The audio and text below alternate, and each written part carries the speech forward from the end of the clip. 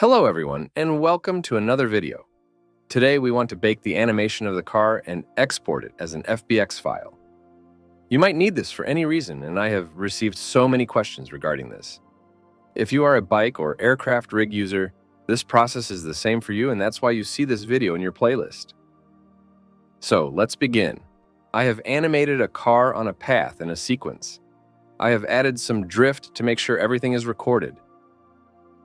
First, we need to add some dummy meshes and attach them to the key components of the rig. I will drag a body and 4 wheels into my level. I will ignore calipers in this video because the process is the same for them. Let's first name these wheels properly.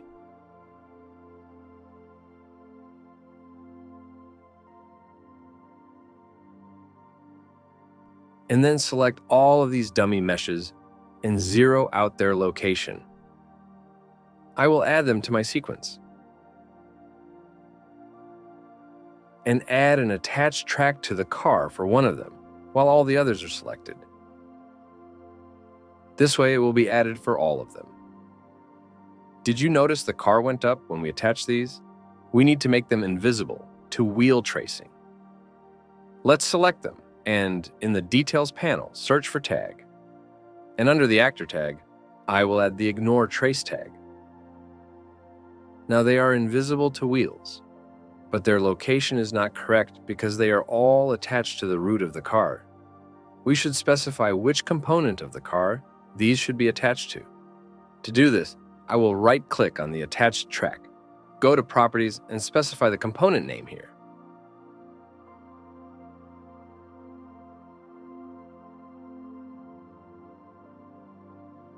Let me make my car invisible so we can see the dummy meshes going to their place. It's time to specify the attached component names for the wheels. You can check the component names here in this list.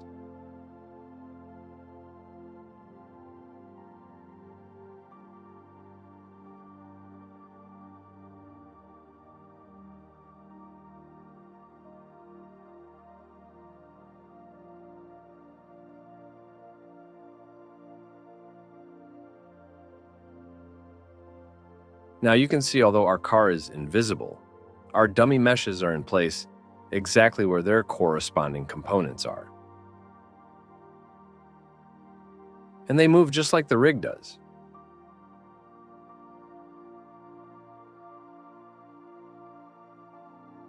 Now it is time to record the transform of these dummy meshes. We can do that with Take Recorder, so let's open it.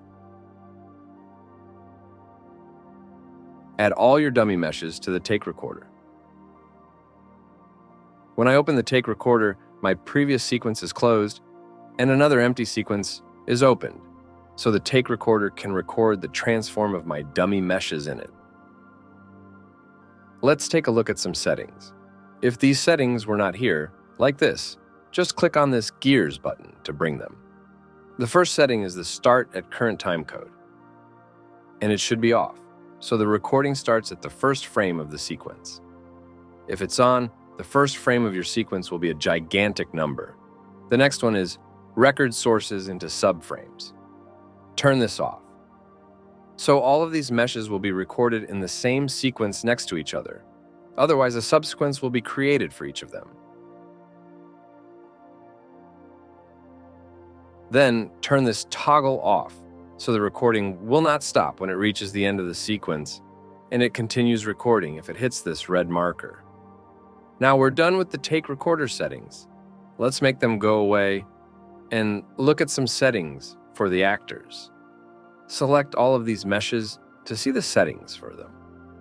Make the record type spawnable. Then turn off this record parent hierarchy. You can read all about it in the tooltip. But when the record type is set to spawnable, and this is off, the transform of the actors will be recorded in world space, and that's exactly what we want, because we want to make these dummy meshes independent from the rig. Let's keep the reduce keys on. After that, I want to select the tracks I want, and turn off the tracks I don't need. Currently, 12 tracks for each actor will be recorded.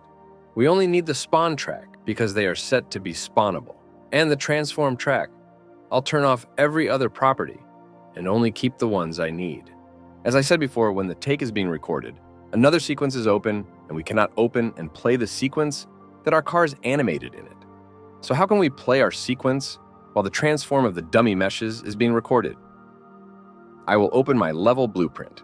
Anything you add to this blueprint can be executed when you hit the play button.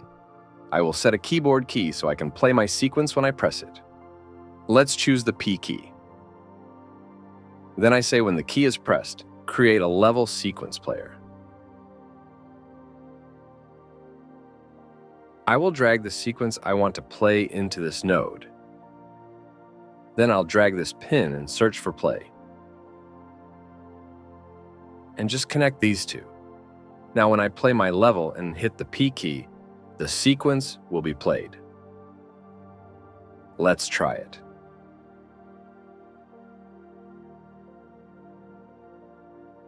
Now we are ready to record the transform of our dummy meshes.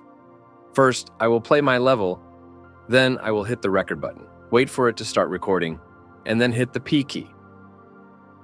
When the animation is complete, hit escape to stop recording. Now you can delete your car rig and your dummy meshes, or just keep them in a folder and hide the folder. Then, go to the Cinematics folder, find your recorded take, and open it. As you can see, when it is opened, the meshes are spawned and they are animated correctly. Let's check the wheels closely. There is no jittering of any kind, and these were recorded clean and smooth. And they only have the necessary tracks, which are spawned and transformed tracks. You might have noticed these tracks are red because the sequence is locked, so click on this lock button to unlock it. I will clean the keys and only keep the animated part and clip the extra parts.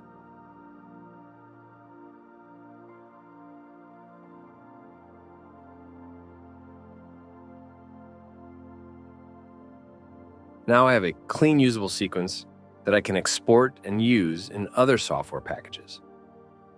Exporting is easy. Just select them all, right-click, and export. Uncheck all of these and export. Let's import it to Blender to check it. We're done here. Now you can import this FBX file anywhere you want. Make effects in Houdini or Immersion, or maybe crash and break something using Tyflow or anything you can think of. And then bring back your stuff and match them with your car animation. I hope this is helpful, and see you soon.